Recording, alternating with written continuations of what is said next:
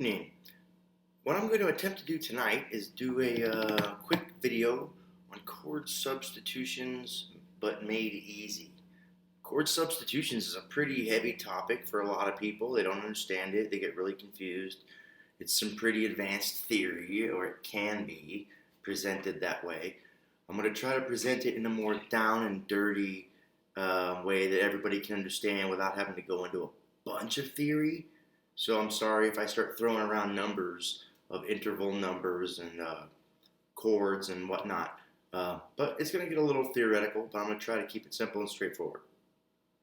Chord substitutions work because all chords within a harmonized scale, like a major scale, and then you build off of the second of the major. So let's say we're going to do G major, and that's going to be our key, our one, our root note. So a G major scale, real simple.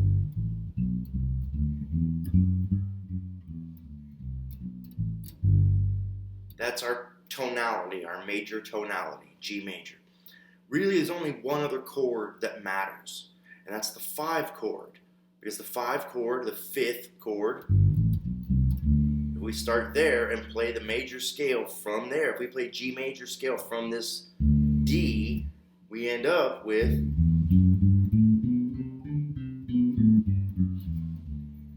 a dominant scale, which creates a harmonic tension that wants to lead back to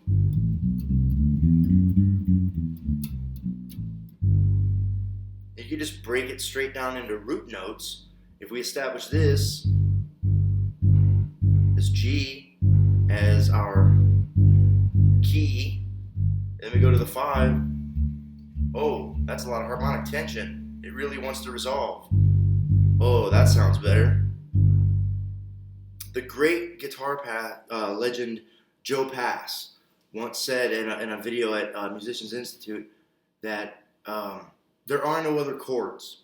Somebody was asking him about chord substitutions, and this is where I got what I'm about to tell you is from Joe Pass. They said, well, what do you do? How do you play over the 2, versus the 5? Or how do you set up the 2 to prepare to play over the 5 or something like that? And Joe Pass said, there is no 2. There's just the 5. There's the root chord, the 1, and the 5, and everything else is just chord substitutions setting up those 2 chords and the interplay. And what he means by that is that every composition is broken down into its root and the dominant chord, the 5th, that dominant tonality that it wants to resolve back to. And that's that push-pull of harmony that we deal with, consonance and dissonance. So there are 7 notes in a major scale. Each 7 of those notes creates their own scale called a mode. And the sound of those modes always is built off of the major scale, that first tonality. Visual references. When we have those 7 notes and those 7 chords that are associated with them, they refer to them with Roman numeral writing, such as this. Try to get it so you can see it. Let me do it that way, that's better.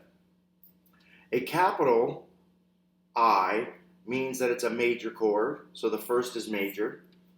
The second down here is lowercase, so that means it's going to be minor. There's the third up there, it's a minor chord as well. There's the 4th, it's capitalized, so it's a major chord.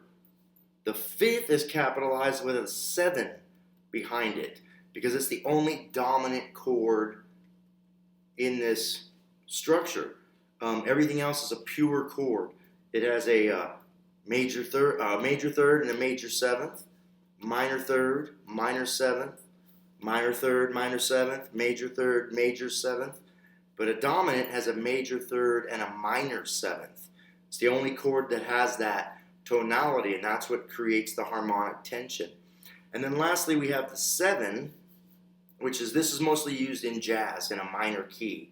And so unless you play a lot of jazz, you're not going to see a 7th which is a diminished chord or a minor 7 with a flat 5. So it's a really funky sounding chord, so you don't hear it very often, but it does have a harmonic function. The reason I wrote these numbers in this particular order is because these are the chord substitutions. Each one of these chords, the first chord, the major chord, shares chord tones, exact same chord tones, with the third and the sixth chords. Let me show you what I mean.